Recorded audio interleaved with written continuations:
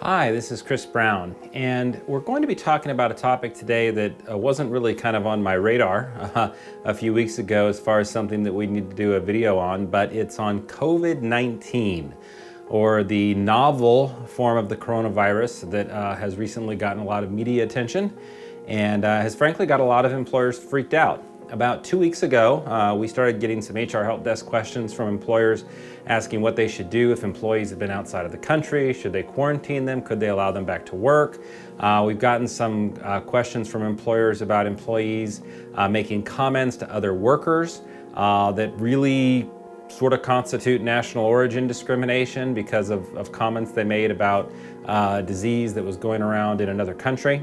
And so it seemed like maybe it would be a good time to just go over some key points for employers. This isn't a public health video, but for employers to think about when dealing with the HR issues that invariably come up when we have this sort of a outbreak going on, if it qualifies as an outbreak. I don't know the exact terminology when it comes to epidemiology. I don't know if it's an outbreak or a pandemic or what it is, but this first was discovered in Wuhan, China, which has brought with it a little bit of baggage in US workplaces, because there's obviously some employees who, when they view this, they make certain assumptions based upon national origin or cultural practices in another country, and might say things that, of course, this disease came from that place because of, fill in the blank, whatever it might be. And we have run into that a little bit, not too much, but there's certainly a stigma that you can sense in some quarters about, where this virus was first discovered, and people making certain comments or assumptions about why that happened. And I'm not going to get into any of whether there's validity to that or not. I just know that as an employer, we always have to be on the lookout for national origin or racial discrimination. And some of the comments that I've heard certainly raise some concerns there. One thing I like to point out when people bring this sort of thing up to me is that every year in the United States, I went ahead and pulled this data from the CDC, there's millions of people who contract the common flu, hundreds of thousands of those people are hospitalized, and tens of thousands die. So when we talk about disease in general, there are lots of diseases that lots of people get, and to go and sort of overreact to any particular disease, and particularly in a way that harms employees who many times are completely innocent. They've done nothing, they don't even carry the disease. And even if they carried the disease, they didn't do it intentionally, is something that we really need to be concerned about in the workplace. And so I think it's important that employers, if they see that sort of discrimination going around, that they do something to stop it immediately. Right now, there's a lot of countries that are affected. Obviously, the biggest numbers are still in China, since that's where the disease was first discovered. But there's there's a growing number of cases in Korea, Japan, Iran, now Italy. We've got quite a few cases here in the United States, mostly from people who have been evacuated from other countries. But the thing about disease, particularly a disease like this, is it gets around.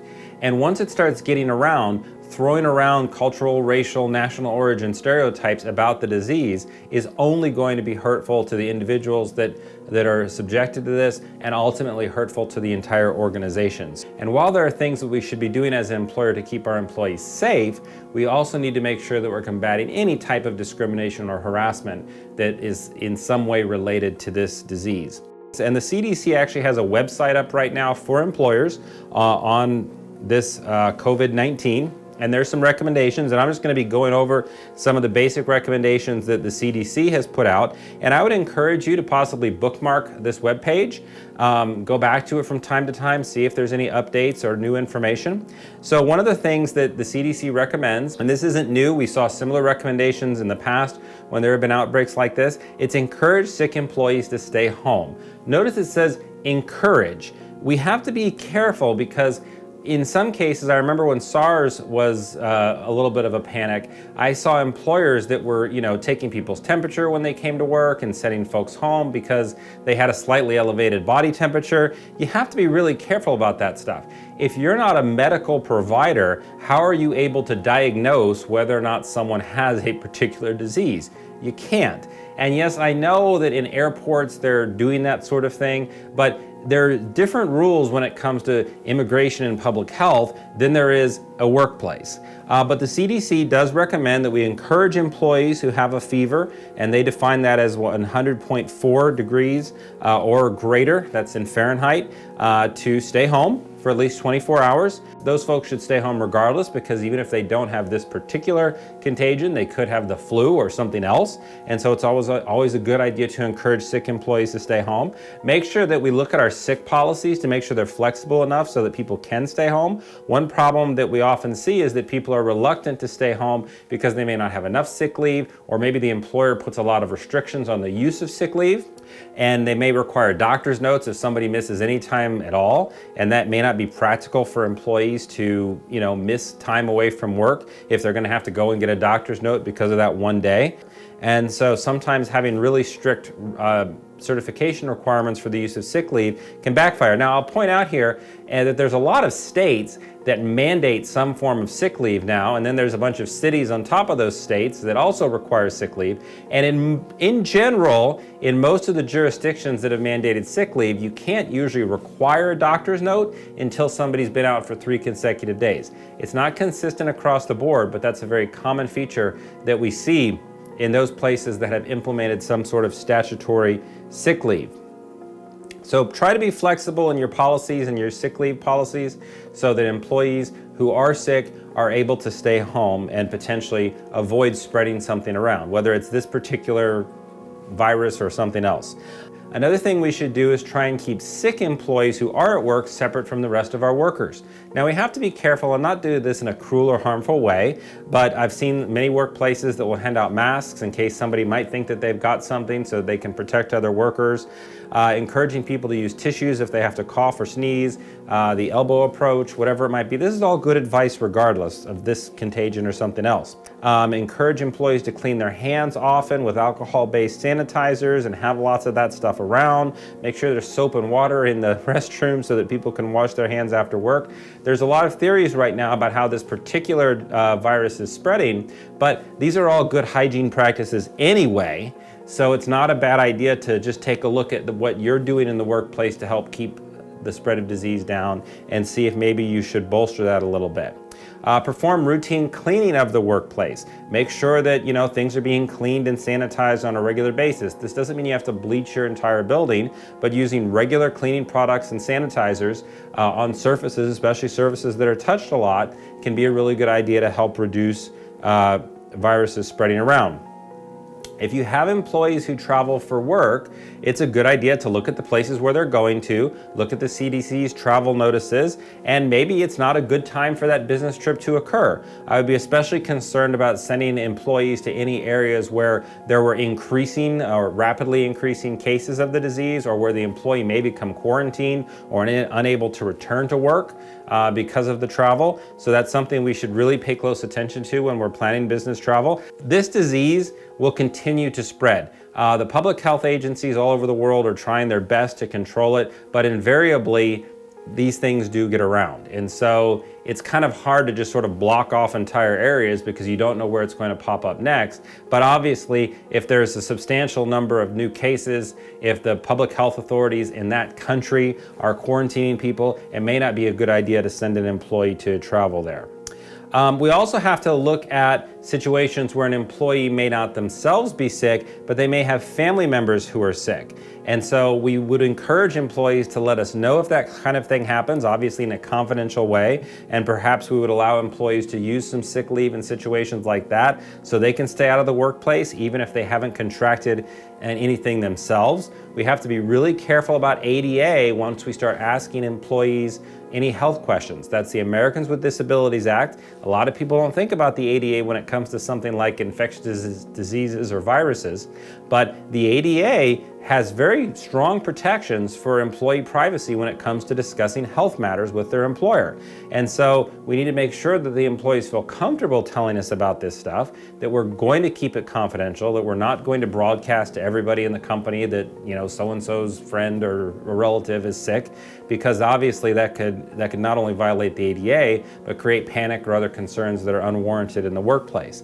So it's a good idea to encourage employees to self-report if they think something's going on, so that maybe we can provide them with that additional leave that they need to help protect the rest of the workplace. But we need to be very cautious what we do with that information. Now, when it comes to exposure issues, in rare circumstances, it doesn't happen that often, public health authorities might notify people in a workplace that they were exposed to something because of another employee. We most often see this with really contagious stuff like TB.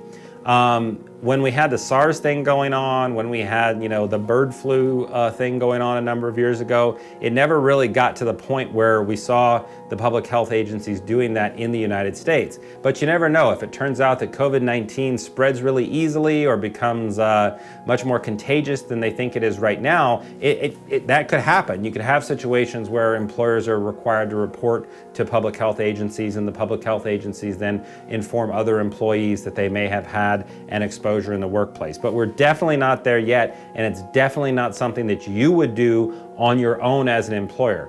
You would only do this if a public health agency told you that you needed to do it.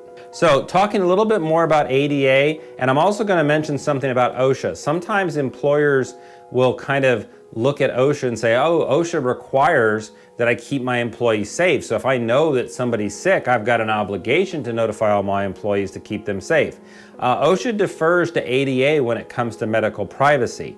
Now, OSHA does have some guidance, and we'll show that to you now, on how to protect your workplace from influenza pandemics, because that's something that we deal with more frequently. But essentially, it's the same advice for COVID-19. From what we've seen so far, COVID-19 is very much a flu-like condition that spreads in similar ways and has many similar symptoms. On other ADA implications, contracting a virus like COVID-19 or influenza, or next time something else is going around, won't generally count as a disability under the Americans with Disabilities Act or the ADA. However, if it gets serious and it, for example, impacts a major life function like breathing, it could theoretically qualify under the ADA. But we also have to be really careful about what we refer to in ADA land as the regarded as situation.